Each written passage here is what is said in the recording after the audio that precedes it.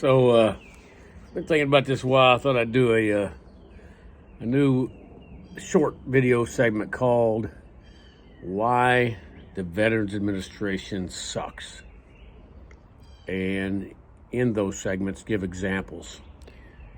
So bear with me.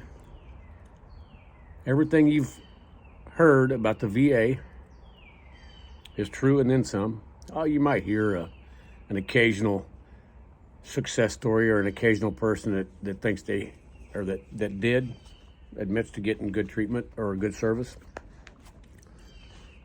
But I'll guarantee you that's the exception. So here we go. Let's see where to start on this one.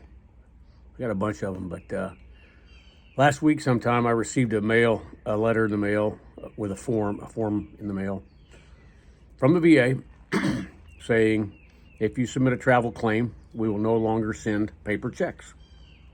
Huh, okay. That's reasonable in these times. Save a tree. Technically, it should be more economical for them to administrate. Now, when you submit a travel claim, you can do it in person at the facility. In this case, Richmond is the nearest one here, so it's an hour and a half away. Not too convenient. Or they have a system online. And I'm going to tell you, it's not user-friendly. Now, granted, I'm no spring chicken, but I still handle a little technology here and there. But most of the vets that are going to the VA are pretty daggum old, and I will guarantee you they're not either doing this or they're not having success doing it because it's not user-friendly. But one of the first screens you're presented is to update your personal information. And part of that is you can put a checking account in there, routing number, the whole nine. Cool. Makes sense. It won't save it. It never saves it.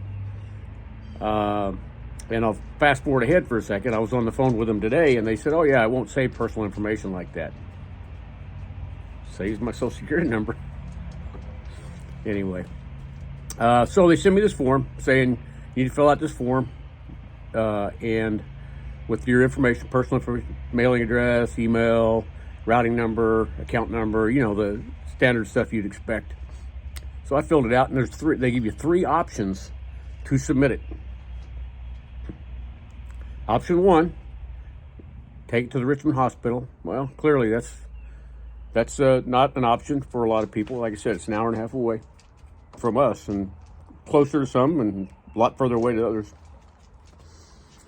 So they realize that's not an option for everybody, so they give you a couple more options. One is you can fax it in. Now, I don't know if it's just me, but I think the world's going away from faxes. It's pretty hard to find one, but my wife has one at work.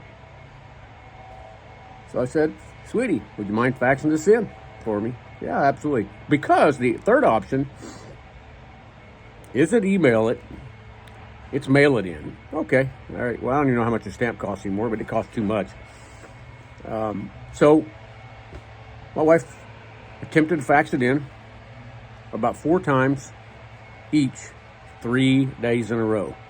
Every time she got the fast busy signal.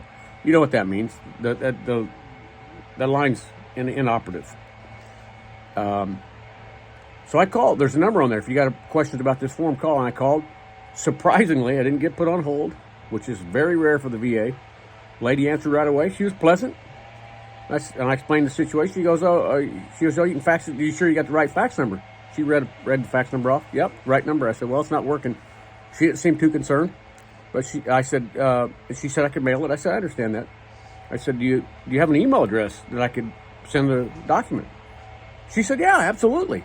I was like, this is good. That should probably be on the form. But anyway,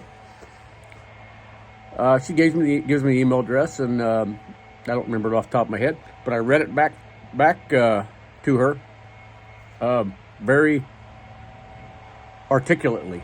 So I was, make sure I got all that. Yep. She goes, that's it. And I said, cool. So I faxed it in. That bounced back, or I'm sorry, I emailed it in. That bounced back. No real shocker, right? No real shocker. So I tried calling her back that same day.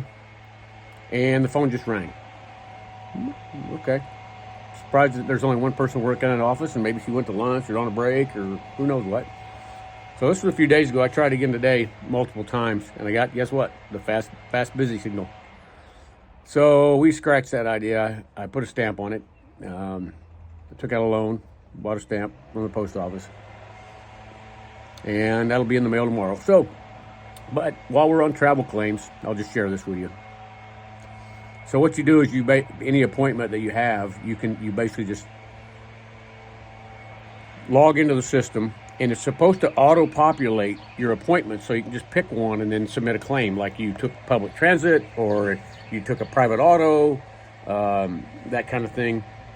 And then ideally you would pick one of the appointments that even VA appointments at VA facilities that in the past, like last year, they would auto-populate. They were in there. You just had to pick them and go ahead and submit the claim. You make sure everything was right, dot a few I's, cross a few T's, and submit it, and then wait 3 weeks to 6 months for them to pay it, whatever. But if you have a community care appointment, this is what they don't tell you this, and it doesn't tell you this anywhere in there. It doesn't allow you to, if you create an appointment that's not listed, it doesn't tell you that you have to submit a document, but you do. So community care is if the VA can't see you and you're seen by a private provider out in the town or wherever. And I had about 10 of those that I hadn't filled a claim out on, and they were all pretty much identical exams from the same facility. So I just kind of filled them all, but like 10 of them out. It's not rocket science, but it takes a little while. And they all got denied. So I called up the travel office, not the same lady's office. This is a different number, and talked to them. And I had to wait on hold. And they said, "Oh, you didn't submit proof of proof you attended the appointments." I said, "What?" She said, "Well," and that's one of the questions it asks you. Did you attend this appointment? Did you complete this appointment when you submit it? And I said, "Well, it doesn't tell you to do that." And she said, "Well, you have to do that." I said, "Well, I don't understand. The VA's already paid these doctors. If I didn't go, why did they pay them?" She wasn't having any of that. So I had to go to this doctor and have him write a letter saying I attended all these appointments on all these different dates. And I resubmitted them. And that particular one, there was 5 or 6, I would say 6 identical ones. They were all for the same purpose, at the same location, with the same mileage. And 3 of them came back approximately $12 each, which is about right. It wasn't very far. And the other 3 came back at $5.61. Not that well. I went into the system, logged in, and picked them. It doesn't tell you it doesn't give you any breakdown on why they paid it or how they paid it or any math. It just says, this is what's claimed, this is what we paid. It doesn't say why they didn't pay more or anything like that. And I called them today, waited in line, waited on hold. Got a hold of a nice lady. Hey, that's a success when you get somebody that's friendly to talk to at the VA, because most of them wish you would go away, whether it's via the nature of God or just to leave the area. I'm not sure which they care for, probably either. And she put me on hold, came back. She said, well, here's the deal. The first 3 each month you submit, there's a $6 deductible on them. So yours were like a little under $12, so each one of them ended up being $5.61. I don't understand the deductible thing on mileage. Even in the military, they didn't do that when you submitted a travel claim. That's preposterous. And I did hear there was a push on some level last year to get rid of that policy. I haven't heard anything since, so that probably died like grapes on the vine. But anyway, that's my today's edition of How and Why, and yes, indeed, the VA sucks. Leave your comments below. I'm dying to read them. We'll see y'all.